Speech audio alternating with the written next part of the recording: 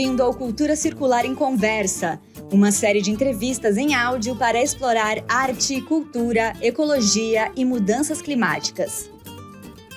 Você já imaginou que os festivais da América Latina e do Caribe não se destacam apenas pela criatividade, mas também pelo impacto positivo no planeta e pelas conexões culturais que promovem?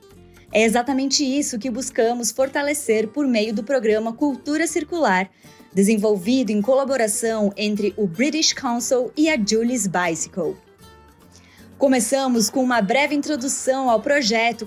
Em seguida, Julie Baldi, do Mapa dos Festivais, conversa com os organizadores de 2 eventos, Gabriel Cevallos, do Festival Kinobit, de Porto Alegre, e René Chaloux, do Festival Se Rasgam, em Belém.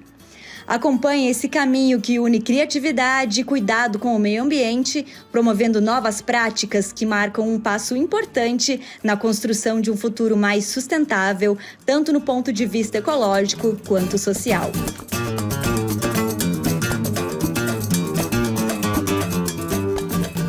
Agora, um pouco de história do programa.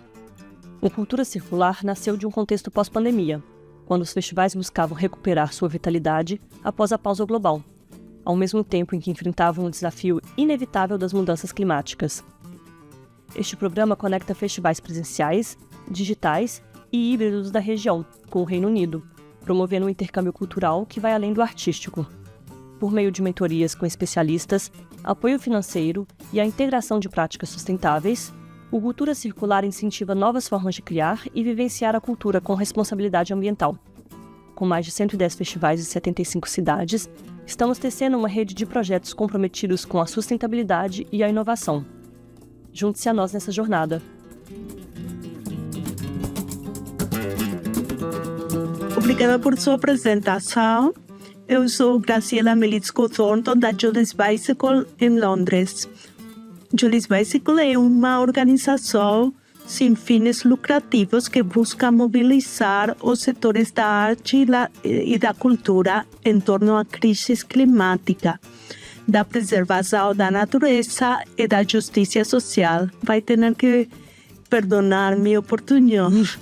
Especificamente no Cultura Circular, nosso papel se concentra no desenvolvimento das atividades de formação, mentoria e colaborações em rede para apoiar os festivais em suas ações ambientais.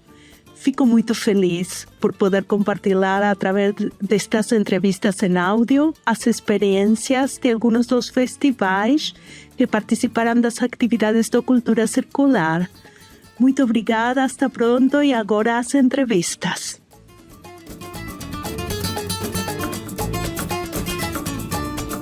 Olá, eu sou Julie Baldi, diretora criativa do Mapa dos Festivais, uma plataforma de conteúdo e dados sobre festivais de música no Brasil, e este é o podcast Cultura Circular. Neste episódio brasileiro que vocês estão ouvindo, eu tenho a honra de conversar com a René Chaloux, sócia diretora do Festival Se Rasgam, em Belém do Pará, e com o Gabriel Cevallos, diretor e curador do Festival Kinobit, em Porto Alegre. E eu estou especialmente empolgada com esse bate-papo, pois esses 2 festivais, além de serem incríveis e essenciais, têm propostas muito distintas, localizados em contextos únicos. O Se Rasgam na Amazônia e o Kinobit no sul do país. Gabriel e René, muito obrigada por estarem aqui conosco. E para a gente iniciar, eu gostaria que vocês contextualizassem para os ouvintes um pouco sobre os festivais que vocês representam. Oi, Julie. Prazer imenso estar aqui batendo esse papo com vocês para falar um pouco do festival e das ações que a gente tem realizado aqui no norte, na Amazônia do nosso Brasil. E nessa continuidade que a gente está trabalhando pelo 2º ano consecutivo, em parceria com o British Council, fazendo várias ações muito legais, focadas realmente na sustentabilidade, que é uma plataforma que a gente tem desenvolvido já há algum tempo no festival, tentando aprimorar a cada ano, implementando cada vez mais ações e fazendo também esse intercâmbio artístico com o Reino Unido, trazendo esses artistas para dialogarem também com artistas aqui da região, e como essa troca consegue também criar uma potência artística para falar sobre temas que são comuns para o mundo, sobre a questão de como é que nós aqui, enquanto festival na Amazônia, conseguimos fazer a nossa parte para diminuir os impactos que os festivais causam, como é que a gente consegue mitigar pelo menos uma parte dos impactos que os festivais causam. Então, o Festival Se Rasga é um festival que completa em 2025 20 anos consecutivos. Então, nós estamos aqui presentes em Belém, no Pará, desde 2006. E esse ano é uma edição especial, além de receber a COP30. O propósito do festival, desde o começo, sempre foi de conectar a nossa música amazônica com o resto do Brasil e também fazendo conexões com o Brasil afora. Desde o comecinho, assim, das primeiras edições, a gente sempre fez parcerias internacionais, então sempre teve presença de artistas de vários cantos do mundo, não só britânicos, mas franceses. Trouxemos já artistas do Canadá, vários países também da América Latina. Então, é fazer essa conexão da nossa música do Norte para que ela consiga também se conectar com o resto do Brasil e também alcançar outros continentes também, né? Outros países. Sim, incrível. E você, Ceballos, conta um pouquinho pra gente como é que é o formato, a linha curatorial, um pouquinho da história do Kinobeats. Prazer, Julie, Renê e a todos que nos escutam. Estou falando aqui com vocês um pouco do meu trabalho, do nosso trabalho aqui na cidade, em Porto Alegre, da experiência que o Kinobeats vem desenvolvendo ao longo dos últimos 16 anos. O Kinobeats, ele teve muitas transformações e viradas ao longo dessa mais de uma década e meia. E situa ele, então, hoje como um festival de arte multilinguagem, multidisciplinar, e que atua numa interseção entre artes visuais, música, audiovisual, cinema, tendo sempre a pesquisa e a experimentação, tanto dos artistas convidados, mas também da parte curatorial. Então, muito focado nessas experiências musicais, sonoras, e de performance voltadas para um palco de um teatro, e depois o festival foi ganhando outro corpo, saindo do teatro, indo para outras instituições, indo para a rua, para galerias, para outros teatros, espaços abertos, enfim, uma multiplicidade de formações em que essas fronteiras entre o som, a imagem, as artes visuais, a performance, o cinema, tudo isso está amarrado a partir de uma ideia de provocar, a partir da arte, sensações, curiosidade e reflexões sobre esse mundo em transformação, em mutação que a gente está vivendo, seja climática, seja social. Eu acho que a arte, então, pode contribuir para essas discussões. E a partir desse lugar que o Kinobeats se situa hoje, como essa plataforma de invenção, de fomento, de reflexão no campo da arte e cultura em geral. E como vocês falaram, né, o Se Rasga completa, então, esse ano 20 anos, e o Kinobeats vai aí para a 10ª edição em 16 anos já de história. E eu queria saber como é que eram as ações de diminuição do impacto ambiental, de sustentabilidade, lá no começo do Se Rasgam há 20 anos atrás, lá no começo do Kinobeats há 16 anos atrás. E como é que foi essa evolução até chegar nas ações que vocês têm em 2024? Confesso assim, que não teve grandes transformações, até pelo formato que o festival foi adquirindo ao longo do tempo, de ocupar instituições, espaços já existentes. Por exemplo, a Casa de Cultura Mário Quintana, o Instituto Ieng, para quem conhece Porto Alegre, são referências assim, de equipamentos culturais já existentes e que, enfim, dependem um pouco da própria estrutura do prédio, da localidade, em que já tem ali a sua emissão, já tem ali seu esgoto, já tem ali a sua energia, e que é difícil do festival interferir nesse sentido. Mas eu acho que o que mudou, e mudou bastante, foi a partir aí de 2018, o festival foi de forma gradual, assim, paulatina, inserindo dentro da sua programação, essas reflexões sobre as transformações na sociedade e no planeta. E esse ápice, ele dentro dessa parceria com o British Council, a partir da Cultura Circular de 2023, a gente também está no 2º ano consecutivo trabalhando junto, em que surge a Residência Formigueiro, que é uma residência artística, que é um formato de trabalhar principalmente com artistas da cidade, de Porto Alegre, em colaboração com um artista britânico. E essa ideia também de reforçar a localidade, acho que tem um pouco também de fomentar uma cena, de fomentar essa produção de quem vive e faz a cidade. Também tem a questão de que talvez esse seja um dos movimentos a serem feitos no futuro, cada vez menos deslocamentos, cada vez mais a comunidade, seja ela artística, de público, mas também a residência se tornou esse espaço de reflexão para contribuir nessas discussões sobre as transformações advindas de uma pandemia, de uma enchente. Então, acho que o festival se consolidou esses últimos 2 anos, principalmente a partir da cultura circular, como um espaço possível de como pensar a partir do campo da arte, e aqui falo arte no geral, das muitas linguagens, né, de como a gente impacta o indivíduo, como a gente impacta a sensibilização do público, como isso pode aí reconfigurar alguns olhares, reconfigurar algumas formas de estar no mundo que podem desembocar realmente nessa transformação coletiva. Então, acho que é um eterno também pensar aqui, indo mais longe, do papel da arte no mundo, do papel da arte na nossa sociedade, de como isso pode, de alguma forma, é difícil mensurar, mas como isso pode nos despertar para outros comportamentos, outras consciências.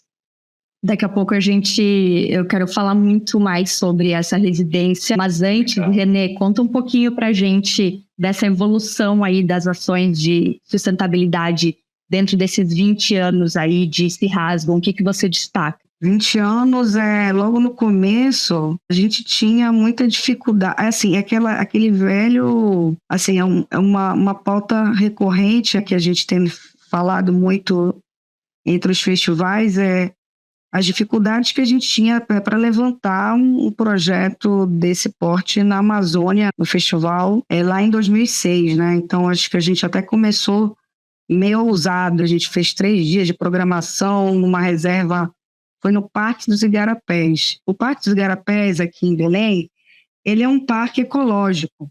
É uma reserva e tal. A gente queria meio que dar essa pegada, dessa imersão até para os artistas que a gente trouxe na época, até inclusive imprensa, convidados. Era algo que, assim hoje, ainda hoje, as pessoas realmente têm uma noção meio estereotipada, às vezes, do que é ser uma grande cidade na Amazônia. Imagina isso há 20 anos atrás. Então, assim, mas a gente quis colocar também desse contraste do urbano, uma floresta, e de como isso tudo se relaciona. E logo nas primeiras edições do festival, a gente sempre teve uma ideia assim de, somos um festival aqui na Amazônia, tem tantas preocupações em relação de como é que a gente pode ressignificar, contribuir, enfim, até com as comunidades ribeirinhas, começou a trazer essas pequenas ações para dentro do festival. Então a gente fez, eu acho que a partir da 4ª edição do festival, a gente implementou, todas as camisas da equipe eram feitas de camisa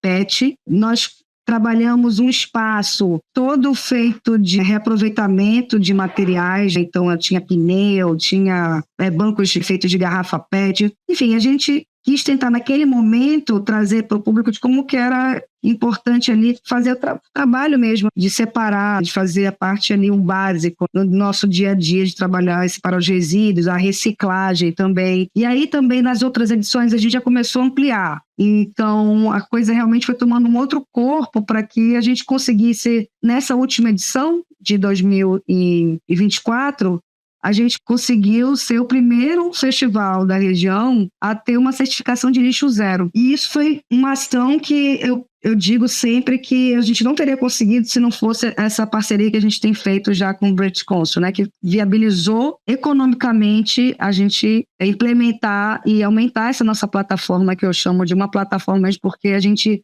criou dentro do festival um corredor de sustentabilidade. Nós criamos ações lúdicas para que o público pudesse entender como é que funciona. E nessa última edição a gente fez um vídeo manifesto com artistas amazônicas para falar sobre essa questão do impacto da crise, da emergência climática na Amazônia. Então, essas últimas 2 edições, eu acho que a gente deu um passo a gente avançou bastante em função dessa parceria com o British Council. Então, a gente está bem contente com os resultados. Muito legal a evolução das ações dos 2 festivais.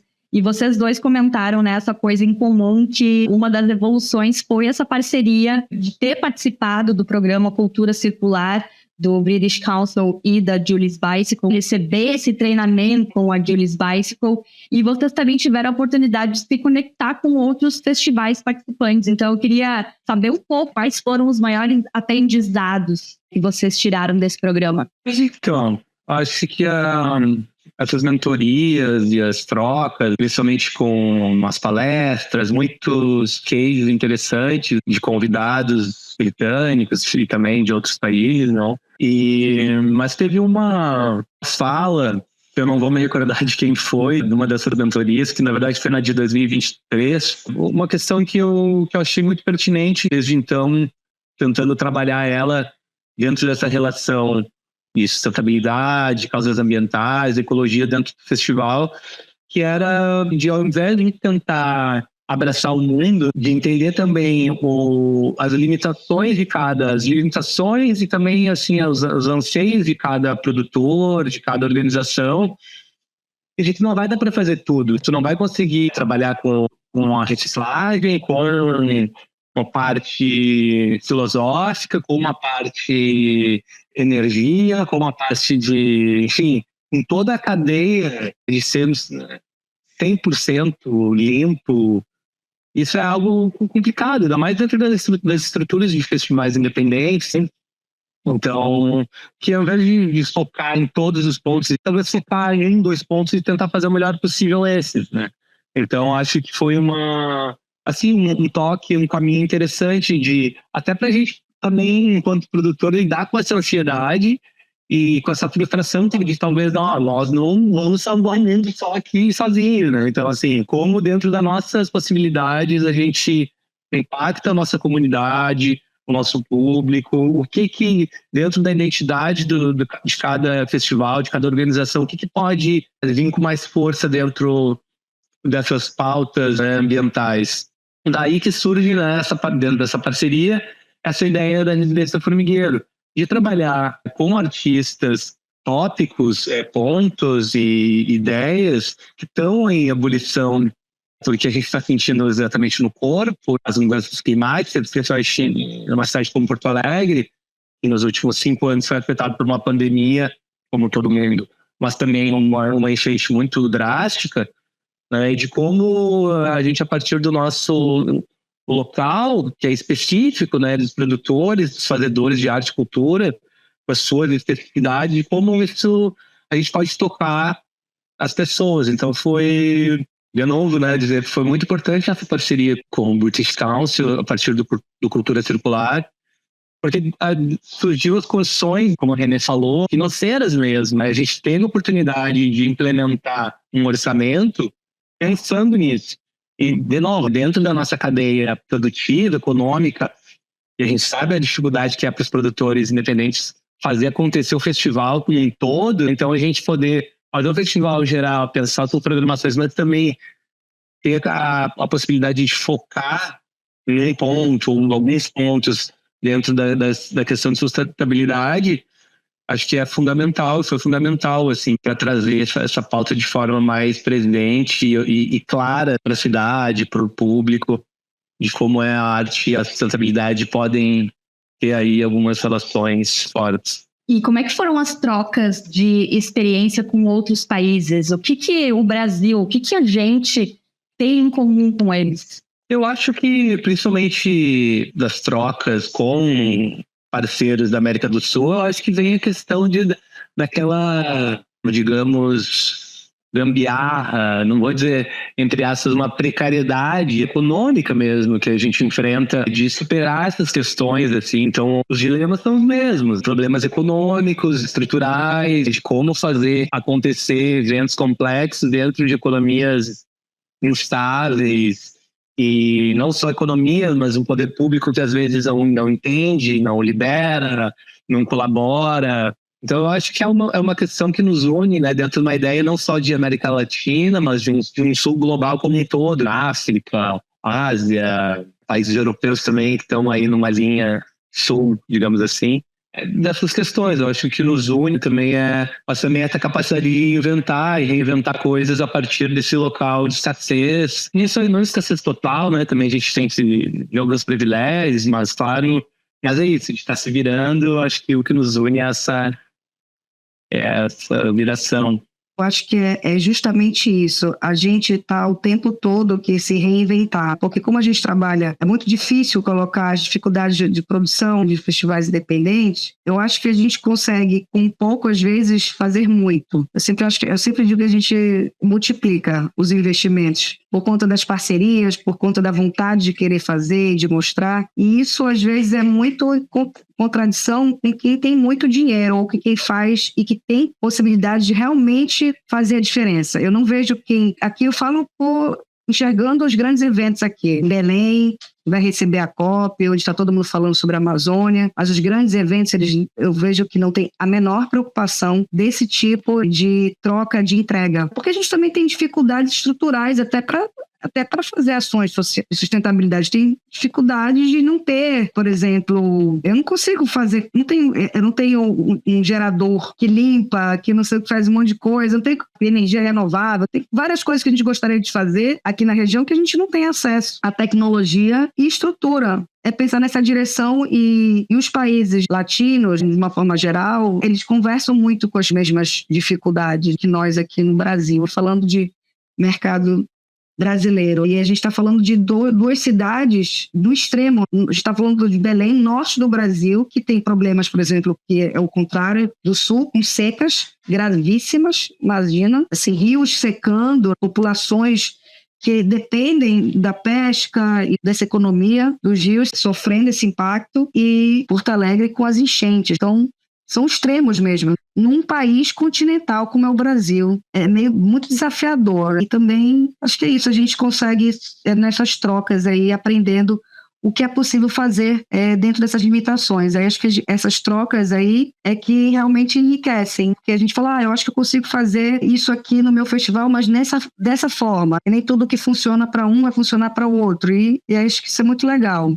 E é muito legal a gente estar aqui conversando também sobre dois festivais, né, que nem a Nenê acabou de falar, que um é no norte do país, o outro é no sul, e eles também têm formatos diferentes. Então, o Cirrasgo esse ano conseguiu ser o primeiro festival aí da Amazônia Legal a ser certificado como lixo zero, então uma grande ação de sustentabilidade. E enquanto que no Beach, ele também traz essas reflexões sobre o impacto. Então, o Gabriel já falou um pouco sobre a residência formigueiro, e agora eu queria entrar um pouco nesse tema, porque foi um tema de investigação. O tema de investigação foi o Guaíba, que é um rio-lago que transbordou na enchente que atingiu Porto Alegre em maio do ano passado.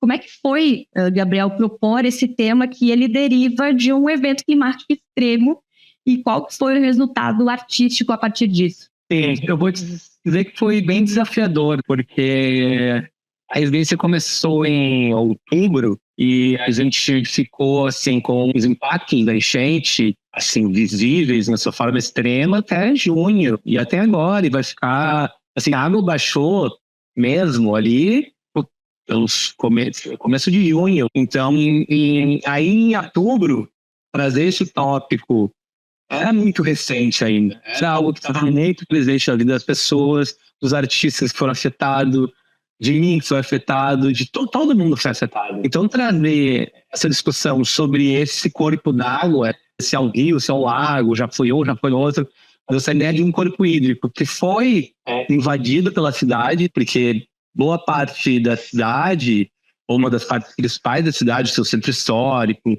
toda a orla, tudo aquilo ali foi aterrado. Então a cidade já invadiu o rio, desse rio que agora, esse ano passado voltou e invadiu a cidade de volta. Então a ideia era trabalhar com esse corpo hídrico de uma forma assim que não despertasse gatilhos nas pessoas, que não fosse muito literal. Então a gente não podia...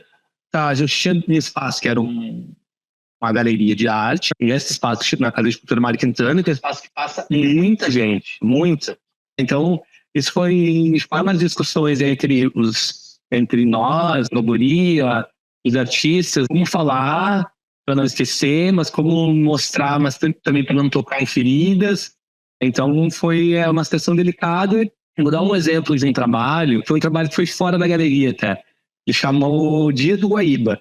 Ele foi uma celebração, na verdade é uma data municipal que existe, todo último domingo de novembro é uma data municipal chamada o Dia do Guaíba. Então ela foi feita uma data que se celebra esse corpo hídrico, só que ninguém conhece essa data. A gente descobriu essa data, revirando as coisas, e o que eu propus, né, para os artistas. Então, essa data que existe ali de forma só protocolar, mas ninguém comemora, então essa data não existe. Então vamos propor esse dia do Guaíba, vamos inventar esse dia, vamos celebrar, dar corpo, dar formas, dar substância para essa data e criar esse dia. Então a gente foi uma iniciativa liderada pela dupla chama Beirada, que é o nome deles é sugestivo, Marcelo Tuturi e o Thiago Gasparim, e convidaram outros 2 artistas para ocupar a orla do Guaíba, bem nas imediações da usina do gasômetro, ali o lugar mais populoso assim, da orla. Então os artistas eles produziram alguns objetos, filtros, grandes filtros de cor, em que as pessoas podiam cada um segurar com bandeiras, assim, cada um segurava numa ponta e outro numa outra ponta, 2 metros de filtros de plástico colorido, assim, a gente podia botar isso contra o horizonte e reconfigurar esse olhar, mudar a percepção do olhar sobre esse rio. Entre outros, uma lona para desenhar, escrever algumas frases, outros objetos com líquido para remeter também às formas da água. Enfim, foi um movimento assim, de intervenção urbana espontânea, que precisava das pessoas circulando ali, e que acabou realmente criando uma festividade para esse dia. A gente criou um jornal também, com alguns textos, distribuía para o público. Tinha um pirulito que foi feito com uma instrução assim, na embalagem, falando quanto tempo um peixe demora para desaparecer da sua boca. Enfim, umas frases lúdicas, remetendo às vezes duplo sentido, assim, para provocar também sobre o que a poluição do rio, mas tudo isso de uma forma não literal, de uma forma que despertasse, né, provocasse aí a imaginação das pessoas, justamente para, né, já evitar esse confronto que já foi tão literal, tão impactante da própria água invadindo a cidade. Nesse ponto que a gente ocupou na orla foi completamente alagado. E, além disso, foi um ponto principal de resgate de pessoas das ilhas do Guaíba. Então, foi um lugar muito marcante, assim, era um cenário de guerra, assim, com o exército, bombeiros, nesse ponto. Então, também teve essa simbologia de ocupar esse espaço com esse caráter descontraído e de festividade e celebrar, porque o dia do Guaíba, a gente pensou que deveria ser isso, celebrar a convivência com esse corpo d'água, despertar o que é viver ao lado de um corpo d'água tão poderoso, algo que pode realmente estressar a cidade ainda mais. Então acho que foi uma experiência muito rica, assim, de poder trabalhar com pessoas, de investigar a partir ali do que nos cabe, do que é possível, também entender isso, né? E, Gabriel, você também lidou com os efeitos das mudanças climáticas com as fortes chuvas que atingiram Porto Alegre várias vezes, né? Em 2023 com o Festival Avante e depois com essa grande enchente em maio de 2024. Então, além da residência Formigueiro, que você falou agora, que foi essa grande e linda ressignificação aí do Guaíba aí para vários artistas, como que esses eventos, essas chuvas, afetam a edição do Knobit em 2024, além da residência? O calendário não foi afetado diretamente, porque a gente começou ali no meio de outubro até dezembro, principalmente as aberturas. O festival se estendeu até 2025 devido aos resultados da exposição da residência, que se alargaram até agora, março. Mas o calendário assim, de eventos ao vivo e aberturas não foi afetado diretamente. Mas a programação sim, porque alguns locais foram afetados. A própria Casa de Cultura Mário Quintana, onde aconteceu a residência Formigueiro, o MARGS, que é o Museu, né, do Rio Grande do Sul, todos na praça que fica a 2 quadras do Rio. Então, alguns espaços que a gente tinha programação pensada tiveram que ser trocados, remanejados, ou realmente pensar em outra programação. Nesse sentido, acho que abriu uma oportunidade muito interessante, assim, porque deu tempo da gente remanejar coisas e a gente teve que cancelar, então tá, vamos pensar outras coisas. Mas também remanejar programações para, a partir dessa catástrofe, a gente poder dar um suporte possível dentro das nossas funções, que foi redirecionar boa parte da programação para a produção local, para artistas locais, para espaços independentes locais, para o pequeno produtor. Então, um festival que já tem com seus 15 anos, que estava comemorando, aproveitar essa testabilidade momentânea do festival e as suas capacidades, e redes, patrocinadores e apoiadores, tem isso para a cena local que foi muito afetada. Artistas sem trabalho, artistas que perderam tudo, espaços fechados, espaços que não reabriram. Também tinha programação lá confirmado e foi devastado uma casa de shows aqui na cidade, um espaço incrível. O festival acabou tomando esse direcionamento de entender a sua posição já como uma organização solidificada, que consegue se mover e consegue compartilhar a sua capacidade de contratar, programar, de fazer acontecer junto com as pessoas da cidade. Então, dentro desse cenário ruim, eu acho que foi uma parte positiva de conseguir trabalhar mais com artistas locais, de reforçar o vínculo do festival com a cidade, que o festival, ele é da cidade, ele é de Porto Alegre, ele é feito para ser em Porto Alegre, né? Ele é. Eu acho que é uma coisa que os dois festivais, tanto o Cirrasgo e o Kino Beat, fazem muito. A sustentabilidade não é só o impacto que o festival gera no meio ambiente, é deixar a sua cadeia artística sustentável para que os festivais continuem acontecendo. E eu acho que tanto o Kino Beat quanto o Cirrasgo fazem isso de forma excelente aí, ano após ano, isso é muito legal. E, René, esse ano a gente tem um evento muito grandioso aí em Belém, que muito antes de ele acontecer, já está reverberando. Como é que você vê aí os preparativos da COP30, da Conferência das Nações Unidas sobre as mudanças climáticas que Belém vai sediar em 2025? Como é que você está vendo aí esses preparativos e se esse evento vai impactar ou já impactou o Cirrasgo? É um tema que a gente tem falado bastante, principalmente a gente que está aqui em Belém, e bem delicado também, porque apesar de trazer muitas coisas positivas também, mas trazem outras coisas negativas. E eu acho que,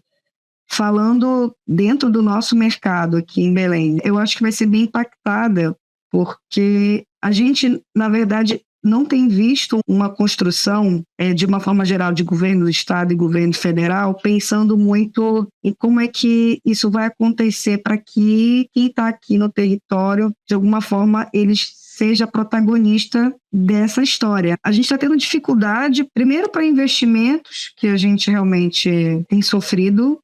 Vai ter o evento do Amazônia para Sempre, o evento do Rock in Rio, em setembro. Vai ser, eu acho que 10 dias depois do festival do Cirrasgo. A gente teve que... O festival sempre foi, nos últimos anos, em novembro. E desde o ano passado, nós mudamos a data para setembro, porque seria inviável fazer o festival, uma logística, imagina, no mês de novembro. A gente já está sofrendo com a parte da logística de hospedagem. Isso também inflacionou absurdamente os serviços na cidade de hospedagem, está muito mais caro, as passagens. Então, assim, está mais caro ainda fazer o evento aqui.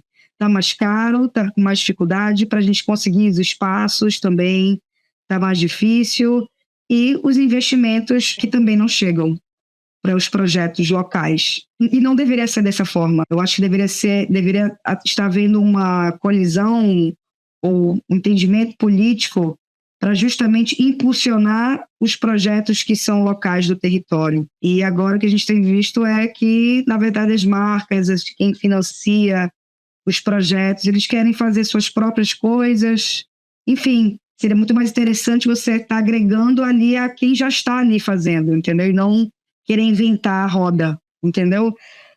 Enfim, eu tenho muitas críticas em relação a todos esses movimentos que estão acontecendo em relação à COP. E a gente está tendo dificuldades muito maiores do que a gente já tem. O nosso custo amazônico está ainda maior. E só para a gente encerrar um pouco mais otimista, um pouco mais animado, até vocês comentaram anteriormente, acho que foi o Cevallos que falou, não dá para fazer tudo, mas se você fizer alguma coisa muito bem feita, já é muito legal, né? Primeiro a gente começa, depois a gente vai melhorando. Então, eu queria perguntar para vocês o que está na cabeça de vocês, assim, sendo planejado para os próximos 2, 5, sei lá, para o futuro. O que vocês querem melhorar ou começar a fazer que ainda não é possível ser feito para mitigar ainda mais o impacto dos festivais no mundo? Se vocês têm alguma ação que, ou até para os produtores de festivais que estão nos escutando, qual tipo de ação que vocês acham que trouxe um impacto muito legal para o festival, para quem participou, para o mundo? Só uma mensagem assim um pouco mais otimista do que a gente pode esperar aí do Cirrasgum e do Knobit nos próximos anos relativo ao impacto. Eu acho que eu repasso assim, um pouco essa ideia que me foi transmitida ali nesse grupo na mentoria, seguindo a tua provocação, o que dizer para outros produtores, outras pessoas que estão ouvindo e trabalham com isso. Eu acho que reforçar essa ideia, assim, entender o que é o seu espaço, entender a sua cidade, a sua comunidade, sua organização, quais são os seus pilares, e a partir dele escolher algumas pautas, tentar reforçar, fazer o melhor possível, 1, 2 pautas, enfim, aí o número cada um decide, mas eu acho que seria assim uma dica, repassando aí as mentorias para quem não participou. Então, eu acho que pode ser bom assim, para reduzir essas ansiedades, estressões dos produtores que a gente vive com isso, mas não, reforçar, olha, estou fazendo isso com essa profundidade, com esse propósito. Eu acho que no caso do Knobit é seguir com a residência, com projetos derivados da residência, com outras programações, né, que reforcem esse pilar que eu adotei do festival, que é a reflexão, que é a sensibilização. Eu vou fazer o copo eco, eu vou tratar o resíduo sólido, isso acho que é meio que o mínimo. Quando aumentar o bar, quando aumentar o palco grande, tá? Como a gente consegue ter essas ações, trabalhar com coleta seletiva, os tratadores. Porto Alegre é uma cidade que foi pioneira nessa questão da coleta seletiva nos anos 80. Então, assim, tem todo um ecossistema que pode e deve ser incentivado, trabalhar com essas pessoas, com essas cooperativas. Isso é algo que está planejado, vai ser feito. Eu queria fazer muitas coisas, mas é isso que o Gabriel falou, a gente tem que conter a nossa ansiedade e ver o que é possível fazer dentro ali do contexto da onde você vive, da sua relação com a cidade, com a sua comunidade, de uma forma geral. E em Belém, a nossa preocupação é a relação da cidade com os rios.